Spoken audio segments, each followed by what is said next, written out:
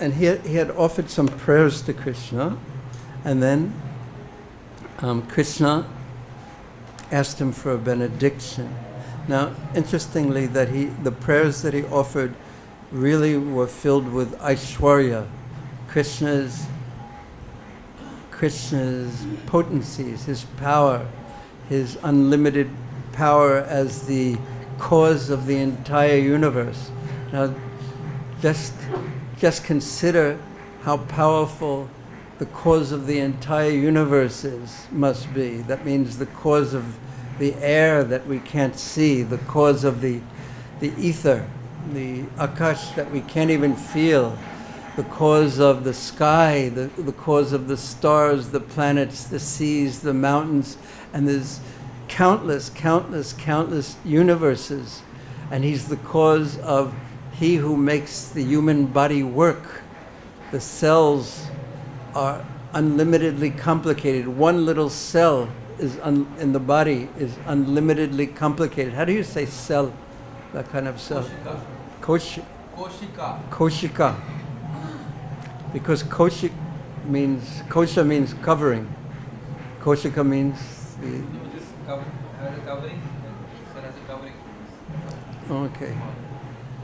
So Sudama prayed to Krishna like that. And then he said, yet that although you are equal to everyone, samaham sarvabhuteshu, name dveshas, mayatateshu chapyaham. Although Krishna is equal to everyone as the creator of the universe, of every universe, he's equal to every living entity. Aham bijapada pita. That he is the seed-giving father of everyone. But yet, he takes special care of his devotees. You reciprocate your devotees' loving worship. That's how it's bhajantam. Samaya sarvabhuteshu bhajantam bhajato ipi. That Krishna is still a person and he reciprocates. What does this mean? That Krishna is being so kind to Sudama and on his own, with his own desire, going into the house of Sudama. And why did he go into the house of Sudama? Because he wanted a flower garland, and Sudama was a flower garland maker. He was a mali. So Krishna only accepts from his devotees. So he knew that this area of Mathura was where this mali lived, Sudama lived, his dear friend who had so much bhakti. So he wanted his garland. So, and in reciprocation for this garland, he gave Sudama a request. Whatever you want, I will give you. And ultimately, after offering his prayers, Sudama said, please order me. He placed himself, you're the Supreme Lord, but please order me. He placed himself in the proper mood of a devotee. Please order me, your servant, to do whatever you wish. The materialistic mind thinks, please order me to do let me order you to do whatever I wish, and here is my desires. And please fulfill my desires. But the devotee, his desire is to fulfill the desires of the Lord. I even heard Prabhupada say a few days ago in a room conversation, whatever is your whim. Now, whim is different in English than desire. Now, how are you going to translate whim in Hindi? Icha is desire, whatever you want. But what does whim mean?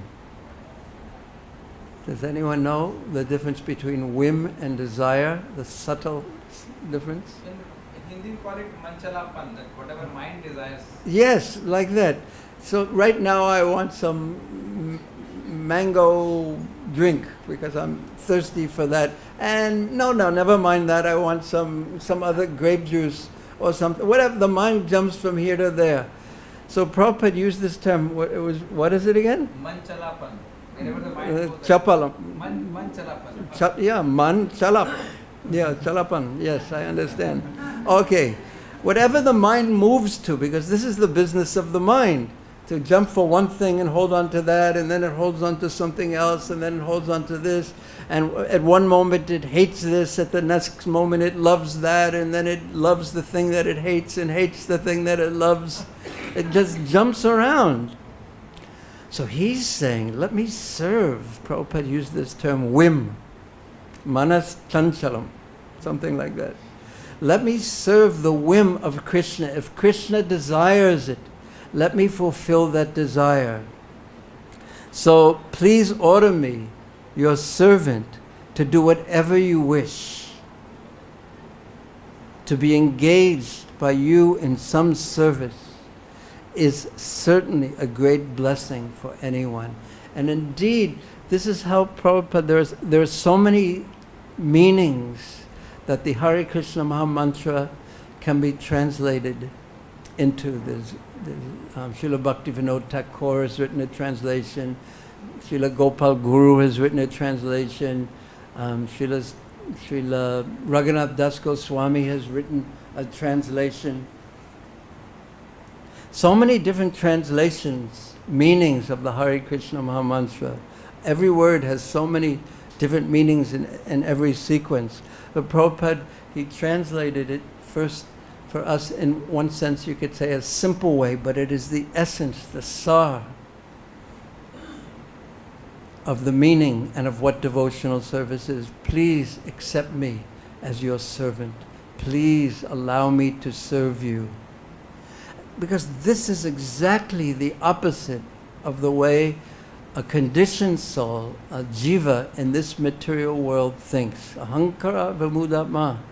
And even when he approaches Krishna, it's in the mood of, you are my order supplier, you do this for me, you do this. And if you don't give me what I want, I will not love and serve you anymore.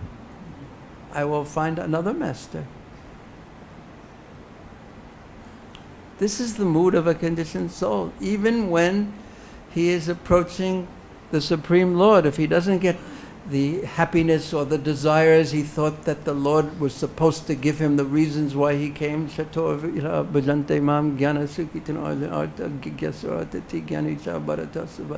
don't give me what I want, he's approaching for those reasons. And in that consciousness, he is the center. And Krishna consciousness means to change that concept completely. It has to be destroyed. The concept, the consciousness that I am the center, ahankar, has to go. And it has to be replaced with the actual consciousness of the soul, because the thinking that I am the center is a covering over who we really are. And who we are, Jivera Srupoi Krishna Nityadas.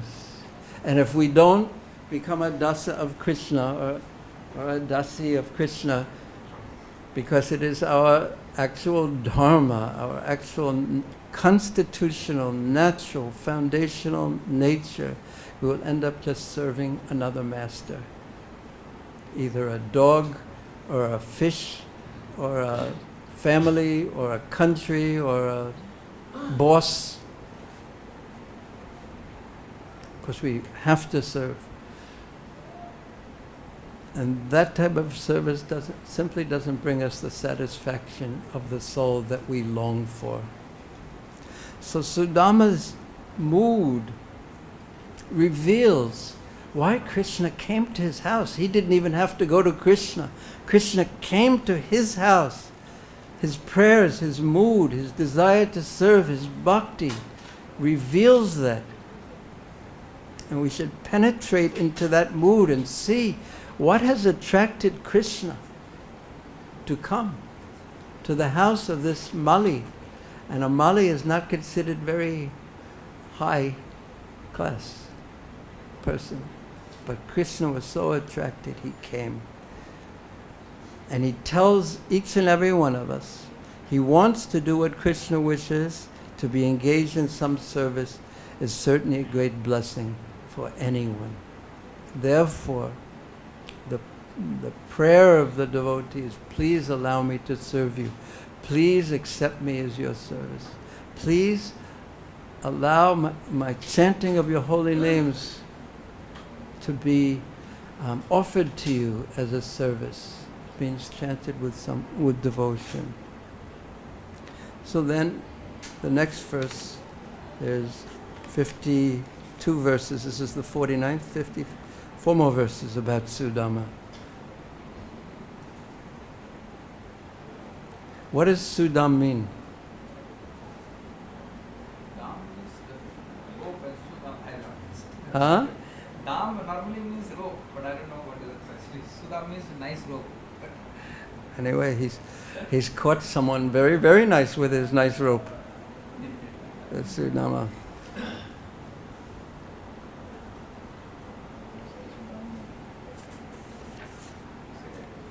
Namaste Sudamne Suradipti Namne.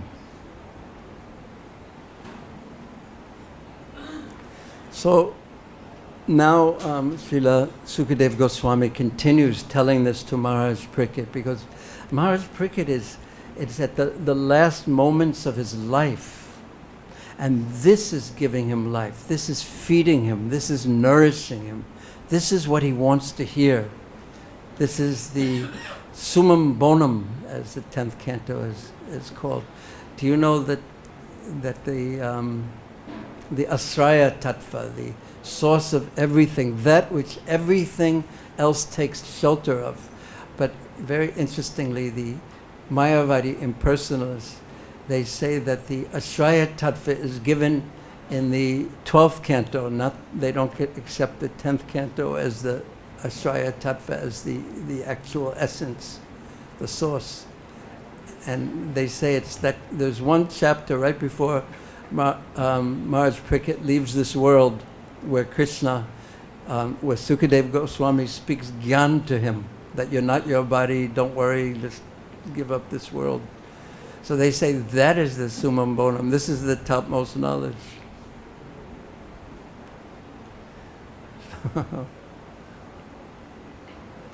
Very interesting. So Sudama, Sukadeva Goswami continues and says, "O best of kings."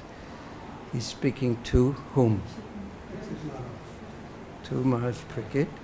Having spoken these words, Sudam could understand what Krishna and Balaram wanted. So this is the sign of an expert servant, an expert devotee. Prabhupada said there's 3 classes of servants. The first, he knows the mind of the master, and therefore it is the most difficult thing to actually be a servant, because instead of serving according to your mind, you're serving according to he who you want to please his mind. So that means to please someone, you have to know what is pleasing to him. That means not only, here, please take this garland, but what is the mood that is going to make him take this garland in a very, in a sweet way that will give him the most pleasure. So it's the serving mood that causes the service to be done in such a specific way, because it's based on the mind and knowing the exact way to do everything, the exact way to serve that will bring pleasure to the heart of the one that one is trying to please, without actually trying to please someone, please the person. Then it's not actually service. What to speak of bhakti, devotional service. So this is the meditation of a devotee, basically. How to do my service in such a way that it's pleasing to my master. Means Guru, Vaishnavas, Krishna. How to serve in such a way that they are pleased. And then, when one thinks like that, then it is bhakti. Because no longer am I in the center. Let me sweep as quickly as possible so I can what? Huh? Okay, but what is the mind usually? Go to sleep. Go to sleep, go to eat, go to whatever. Finish, do this, check my emails, check my Facebook again and again and again and again. Let me get it over with. How many more rounds do I have left? Do I have to complete before I can? So, okay, it's purifying process, but this is not the heart of the pure heart. It's not the pure heart yet.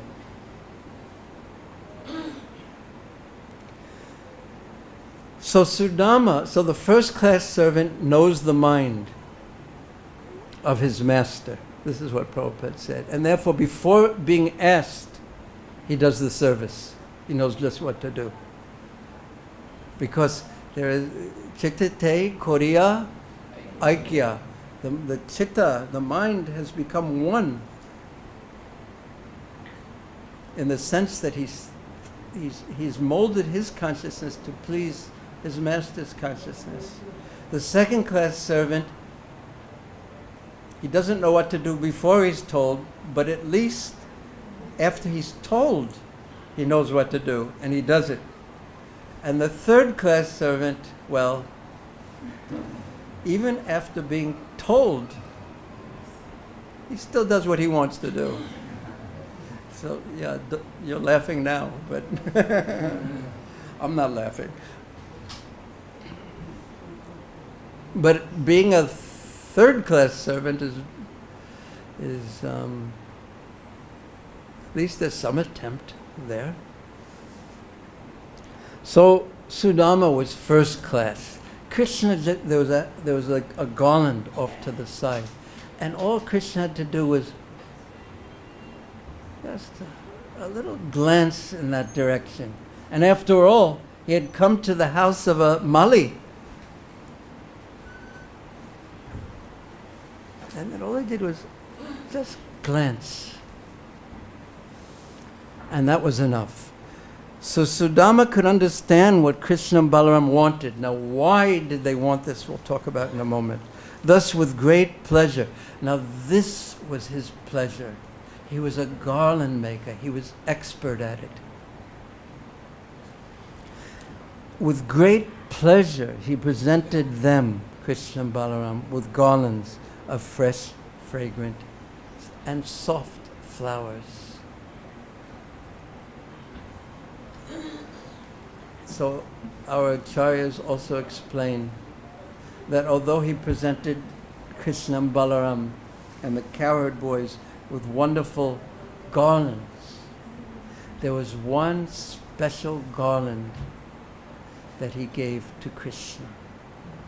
In the midst of giving everyone a garland, there was one special garland that he had made for Krishna, and he wanted Krishna to wear, and he gave that garland to Krishna.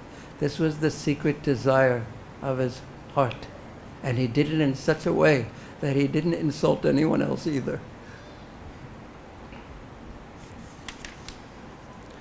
So beautifully, so why did Krishna want to wear a flower garland? A nice flower garland, because he was preparing for two things. He was going to continue his wandering in the city of Mathura, attracting the hearts of all the residents of Mathura who were naturally already attracted to him. They had heard about him, but hearing about him and being attracted to him, and then seeing the all-attractive Lord, who is all beautiful, unlimitedly beautiful. So Krishna was now wearing very, very fancy clothes. that weren't actually Kamsa's remnants at all, carried by Kamsa's servant washerman. Yes, the servant washerman who Krishna killed was Kamsa's servant, but he was carrying new cloth Krishna would never ever wear. in his Lila, Kamsa's fancy remnants, nor, and this came out before, when Akrura went to pick up Krishna and bring him back to Mathura from Vrindavan, Kamsa, thinking very cleverly, sent a new chariot. He said, this will attract these young village boys if they have a new, very fancy chariot to drive back on. And Akrura thought, oh, what a relief that he's not going to send one chariot that Kamsa himself has ridden on, and Krishna would have to thereby just accept the remnants of Kamsa. Akrura wasn't happy with that thought. So when a new chariot was given by Kamsa, see how Kamsa was thinking one thing, how to harm Krishna, and the devotee Akrura was thinking something completely different. That this is the most wonderful chariot because it's new, and this is appropriate for carrying Krishna. And yet the gopis and the who were thinking of that same chariot, and they were devotees. This is the worst possible thing. What to speak of what they thought about Akrura.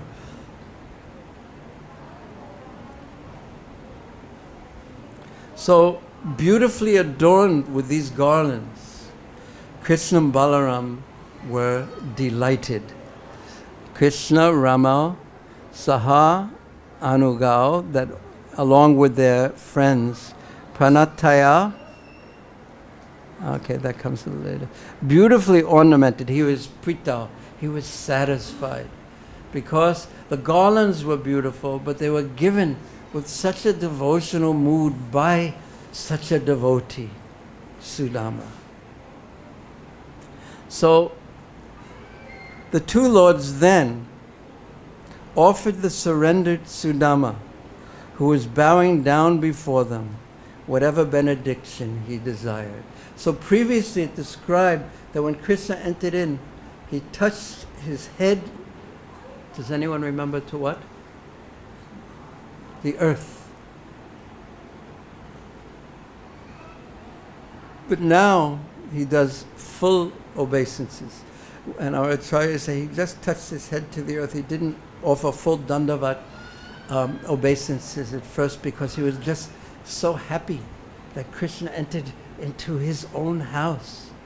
Effulgent, all attractive, beautiful Krishna, who was the object of Sudama's love, had come to his house. He was just so happy he forgot, practically speaking, what to do. So do you think Krishna said, Prabhu, your obeisances, they weren't quite properly performed? Did you notice, Prabhu? No. Krishna just Bhava Grahi Janardana. He just caught the fragrance of the devotion that obeisances were being offered with. But here, he bowed down fully before them. After Krishna offered Dadato Varodao Varan, the two givers of benediction in the plural, Krishna and Balaram, Varan, offered him whatever benediction you want, we will give you. And Sudama already knew that Krishna, as the source of the entire universe, was actually capable of giving whatever he wanted. Now what would you ask for? I already told you what Rupanuga Prabhu warned me. He said, don't ask him for anything. But what would you want? Why do we perform our devotional service? To get what? To get heavenly delights? To get liberation, free from suffering? What is at the heart of why we want to serve Krishna? Because we're here to serve. Is it because we want to taste the sweetness of Krishna consciousness? Anyway, it's an interesting question to ask oneself. So what did Sudama ask for?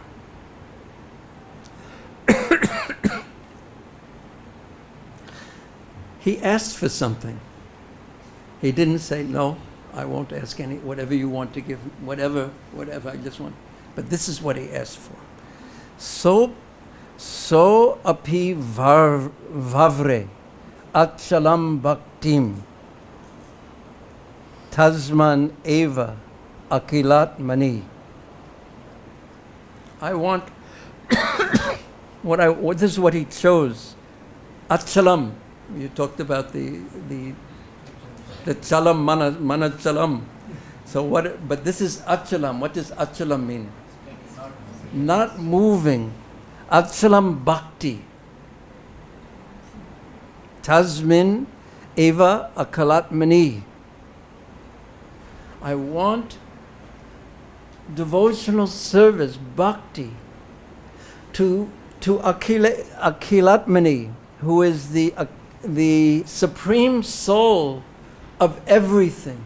He gives life to every living being. He gives life to this universe. He gives life to the material creation. He gives life to all existence. I want bhakti that doesn't move in the slightest bit. Today I don't feel like it and my mood is like this and this. Achalam, bhakti, akilatmani. I want unshakable devotion to Him, who is the soul of everything, the life of everything. In Vrindavan, sometimes He is called Prananath. He is the Lord of the life of the residents of Vrindavan. And they felt, actually, when Krishna left Vrindavan, they took it like the life had left the body. And what happens when the life leaves the body? The body is dead. It's lifeless. It's dead. It cannot do anything. It has no... It's dead. They felt dead when Krishna left, in their devotion. And in that mood, they were associating with Krishna. I cannot live without you for a moment.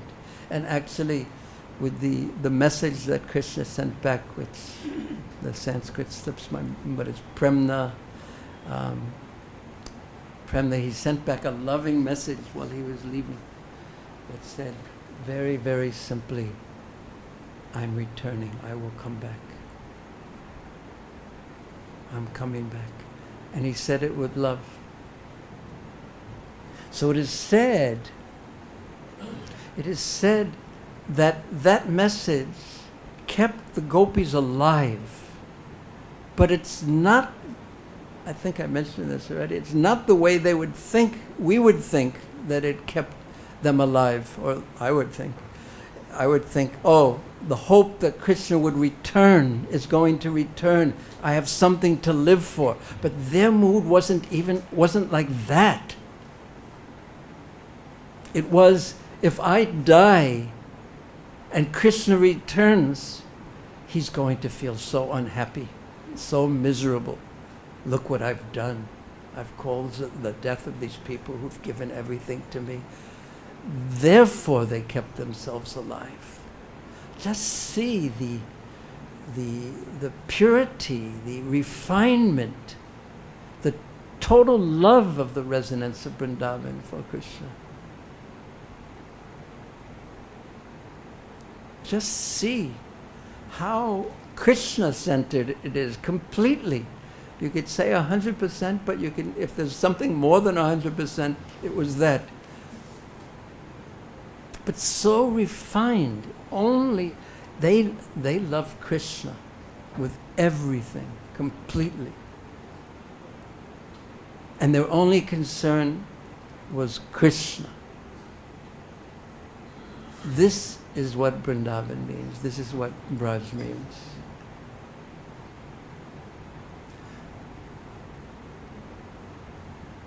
I've read that when the Srila Bhaktisiddhanta Saraswati Thakur was taking devotees around on Brajmandal Parikram, he would not even let them cut the branches of the trees to make toothbrushes. His mood was, everything here in this place is meant for Krishna.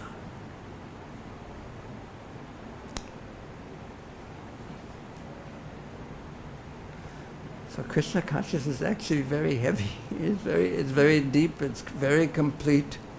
It is so. It is the opposite of superficial. It is deep. It is unlimitedly deep. It is complete. So that was the first thing he asked for. Unshakable.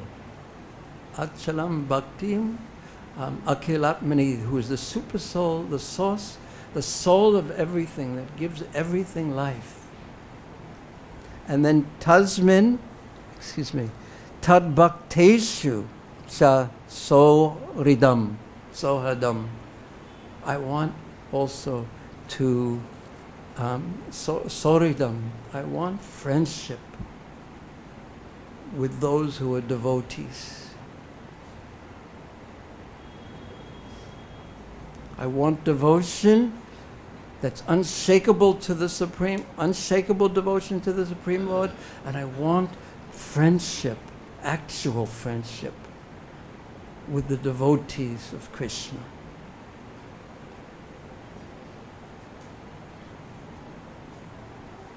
But not only that too. Bhuteshu cha dayam param. I want transcendental dayam, mercy, kindness, mercy towards bhuteshu, towards every living being. And I mentioned in our last class that when I had spoken of that I was going to speak on this to His Holiness Bhakti Rasamrita Maharaj, he mentioned this verse, and he said, this verse contains everything of what Prabhupada's movement is, the International Society for Krishna Consciousness, what it's meant to be. It's meant to be unshakable devotion to the Supreme Lord. It's set up for that. It's set up to develop that. And it's set up to develop friendship with devotees. And it's set up also to distribute mercy to all living entities. I heard Prabhupada just today, I think, someone asked about Prabhupada about chanting and about quiet chanting. And he said, but if you chant loudly, all the other living entities, from the birds to the plants, they will be benefited. So, this, of course, is what Sri Chaitanya Mahaprabhu or Haridas Thakur said to Sri Chaitanya Mahaprabhu when he was asked, how will the immovable Achalam living entities be benefited? And he said, by the kirtan. The echo of the holy names is their kirtan when we chant loudly. So just see what a complete benediction he asked for. And there's a difference between selfish in English and self-interest. Hindi? Your swata means selfish, but self-interest is okay. To do what's good for you is natural. Breathing, you can't say, oh, you're so selfish, you're breathing. You have to do that. So it's in our own self-interest to take care of these, to desire these things, unflinching devotional service to the Supreme Lord and friendship with the devotees. And Prabhupada once personally told me in Hong Kong that unless we make friendship with devotees, deep friendships with devotees, not just Hari Bol Prabhu, when did you get here? How are you? not just, but deep friendships means exchanging of devotion of one's heart, as Srila Rupa Goswami has explained in Upadeshamrita.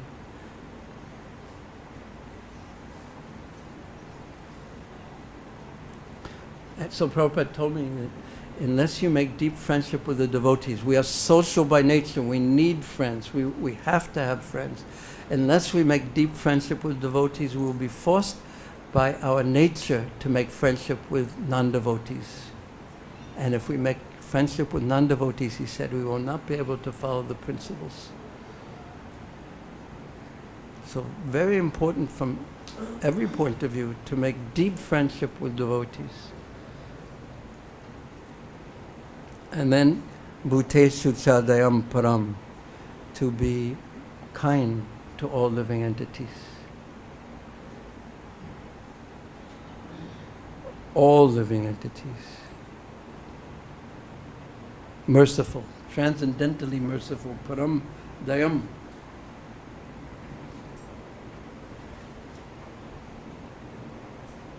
So Krishna was so pleased with Sudama that not only, this is the final verse, iti tasmai varam dattva, not only did he give him these benedictions, but also shriyam chanvaya vardinam, he gave him and his family, I'll read the verse, but he also awarded him strength, long life, fame, beauty, and ever-increasing prosperity for his family.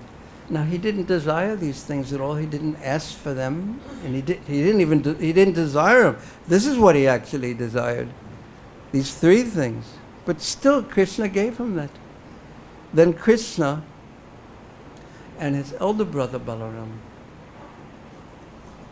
Nirjagama Saha Aguja, they left.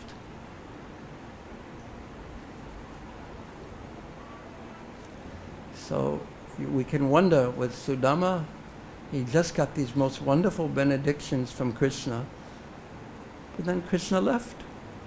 So was he happy? Was he unhappy?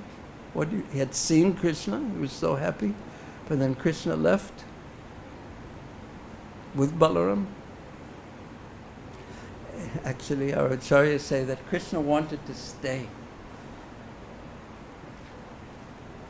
because he was so pleased with Sudama's friendly devotion. But Balaram wanted to go. Okay, so Krishna left.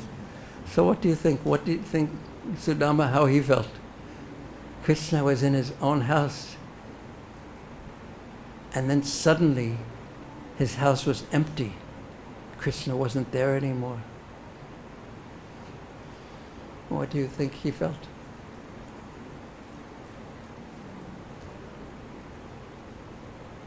What do you think he felt? Say it.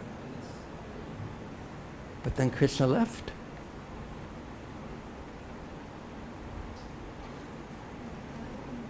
Huh?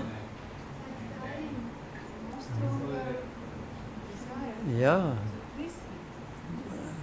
He felt empty and full simultaneously. Transcendental emotions he felt. And in that missing Krishna, maybe, it doesn't say, but maybe he just he left when Krishna left, he just followed Krishna.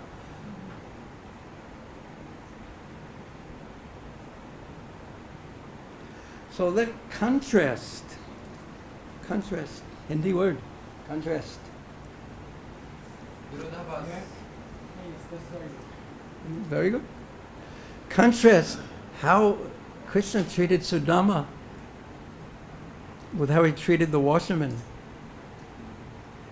He's saying, the greatest thing I can do is offer some service to you. And the washerman chastised Krishna, criticized him and Balaram, Balisha.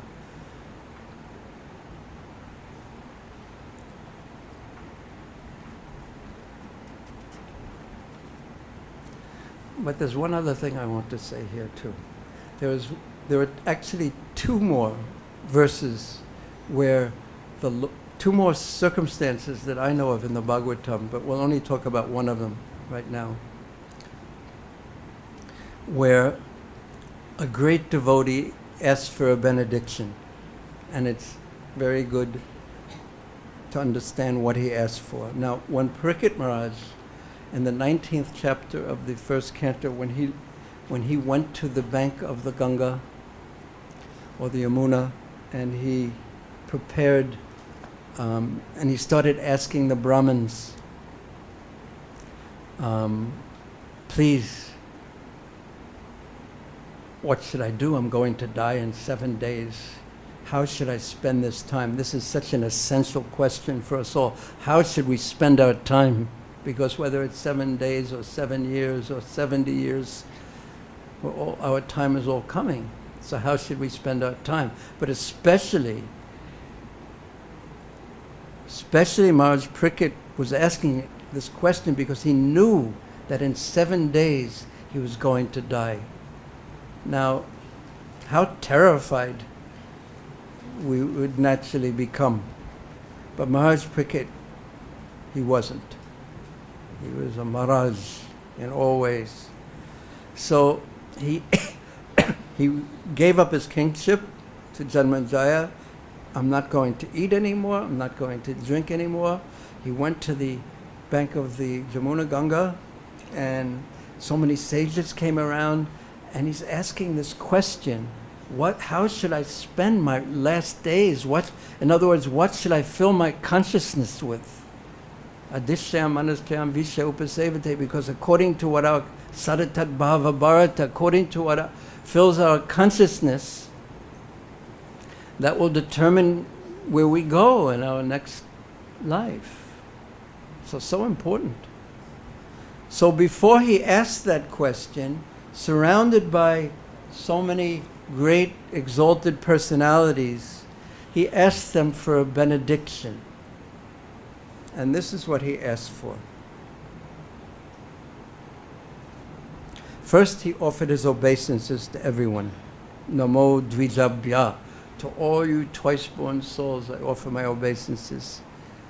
Punascha bhuyat bhagavati anantane rati. That please, if I should again have to take birth again in this world, I want rati, I want attraction. Bhagavati anantane, anante. I want attraction to Krishna, to Lord Sri Krishna, who has unlimited potency. I want to be attracted to Krishna. Now I'm distracted by so many things in this world. Yes, I want to be a devotee, I want to serve Krishna, but I also want this, and I also want that, and I also want that. But I want rati. Spontaneous, natural, full-hearted attraction to Krishna. Prasangas cha tad asrayeshu. And to those who asrayeshu, who have taken shelter of that Lord, I want their association, prasangas. I want the association of devotees, friendship with devotees. Because you can't associate with people who you don't have a friendly relationship with. You can't have intimate association. There has to be friendship, and friendship is based on respect. It has to be respect and affectionate feelings and well-wishing. I want that kind of association for the devotees. And then he says, Mahatsu yam yam upayami shisham, if I take my birth again in this world. And also Maitri, friendship, astu savatra. To all living entities, I want to feel friendship. Not enmity.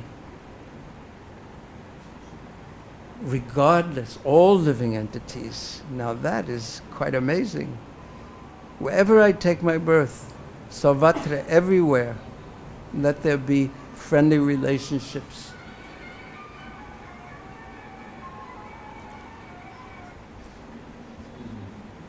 We should have only cow ringtones. allowed in the class, then it's okay. Does anyone have a cow ringtone on their phone? No.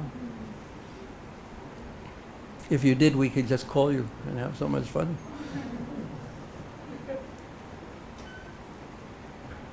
And then he offered his obeisances to the Brahmins, asking for this benediction.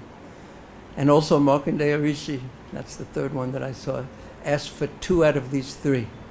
But because he's a bhajananandi, completely just absorbed in meditation, he doesn't ask for to be merciful to other living entities. He's more concerned with experiencing ananda from his bhajan in absorption in Krishna. Okay. So, Krishna willing, tomorrow we shall Krishna continue walking, because look how he is now. He's got his fine clothes. He's got his garland, beautiful, most fragrant garland. But he just needs one other thing. When the deities have wonderful clothes and they have a wonderful garland, what else do they need? Huh? They need the decorations. They need the decorations and the different oils put on them for fragrance. So Krishna's he wants that, and he's going to get that from Trivakra Kubja. So we shall hear about that tomorrow, Krishna willing. Okay, thank you. Any questions or comments? Yeah, one devotee showed me that we should not pay full obeisances to Krishna with this stitched clothes, because that's still a message to me. So what should we do? We wear the stitched clothes, and in the case of this Shrikant Sen, when he was That was there. Yeah, so that's actually the regulation, but it's a regulation. And sometimes you see that in Krishna Balaram Mandir. Some people will come in and they'll take off their chatters. But here we are in Kali Yuga. And so sometimes I saw that Prabhupada, he would offer full obeisances like that, regardless of the stitched clothes he was wearing. So sometimes it's good for us to bow down to God, regardless of what we're wearing. Sometimes it's more healthy, better. That's the ultimate regulation. But the other one is also nice. We also pay our obeisances, Panchangam.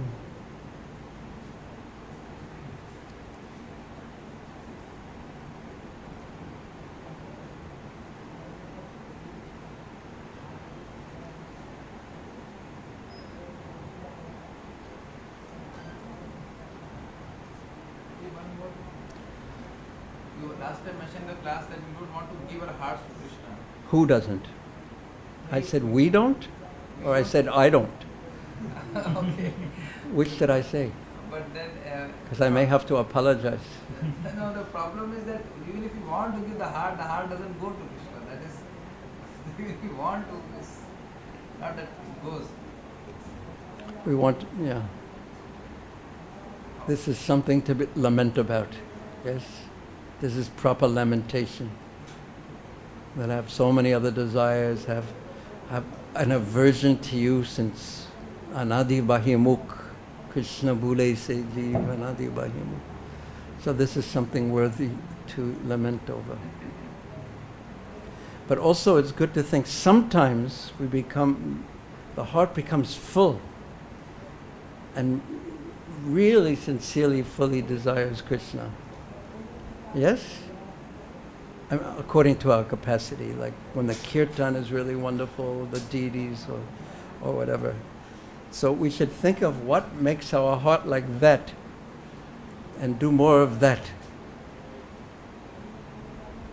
Because that's like Krishna opening the door and saying, here's a way that you can come to me, you personally. It works for you in this way.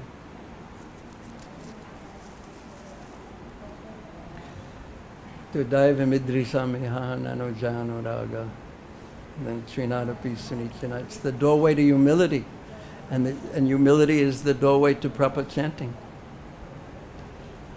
And even Srila Sanatana Goswami says, Dainya and Prema are the same. Okay? Any last question? But you just mentioned this point,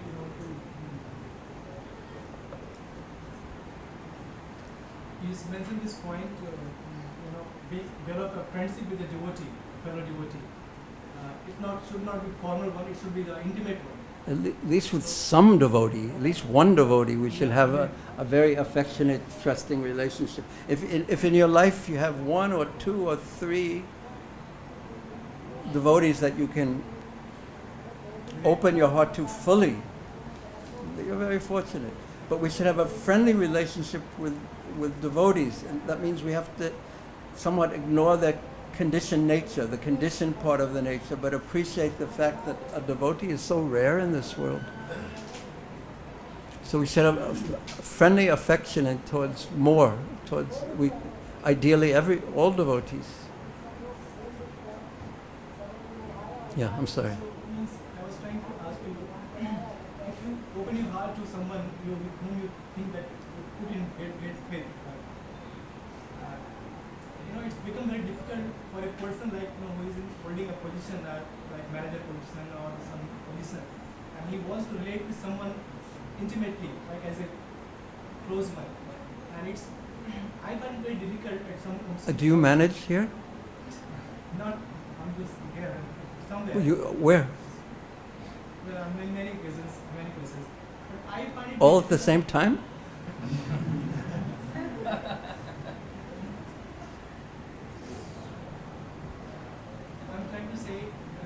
It becomes very difficult to strike this balance, between your personal relationship with someone, which is very natural, and holding a position which is a very professional one. So it means I don't know how to diagnose, how to identify. Are you talking about with devotees or non-devotees? With devotees. Okay. So, just interestingly, one devotee just told me, he was telling me how he managed with another devotee. They were co-managers in a temple. And since you wouldn't tell me what your secrets were, where you're managing, I won't tell you what his secrets were.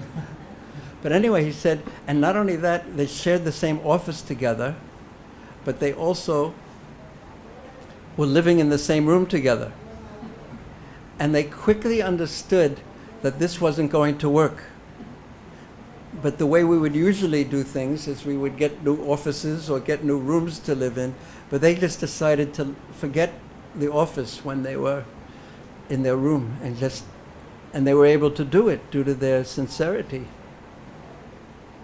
This is one thing, but this is something else. We can disagree on these things, but as soon as we leave the office, we leave those things behind.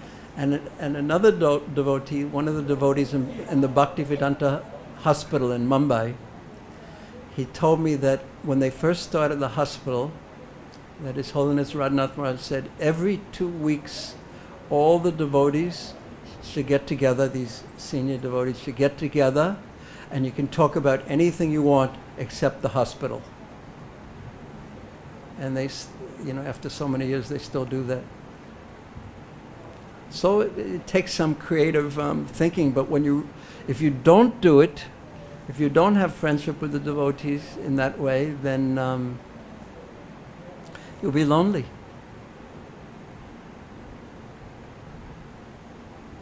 You'll be lonely, and it's not easy to be happy when you're lonely, and it's not easy to be Krishna conscious when you're lonely.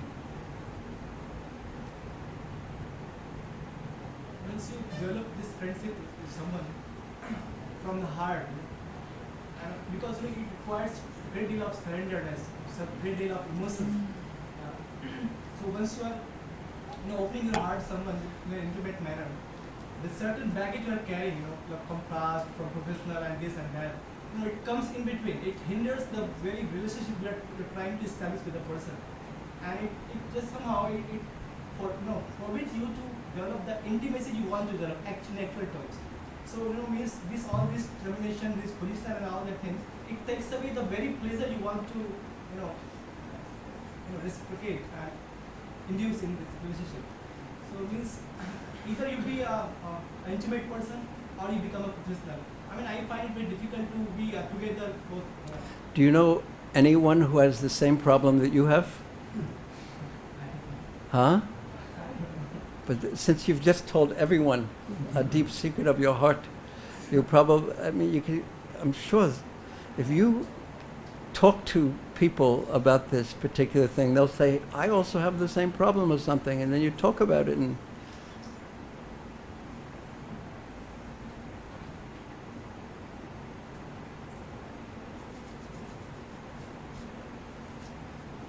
but the point being that without friendship, deep friendships with the devotees, we're going to be lonely.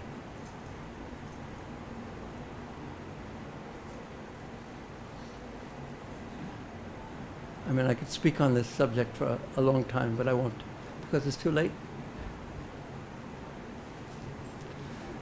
But anyway, you brought it up. You should, and if you don't know what to do about it, I have a solution for you. Go talk to Lord Balaram. He can solve all problems. So you should tell him, what language do you like the best, do you speak most comfortably in?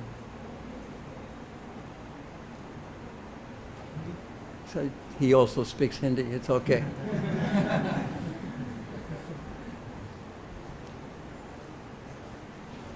He speaks all languages. So you speak to him. And you go to Lord Balaram and you tell him everything. And don't leave until you're satisfied. You go, what I usually, you have to learn how to use your elbows a little bit. So you establish your position and tell him everything, and don't leave until you're satisfied. Okay? Srimad Bhagavatam ki jai, Srila Prabhupada ki jai, Srila Prabhupada Bhakti-Vrinda ki jai, Nitai Gaur Premanande.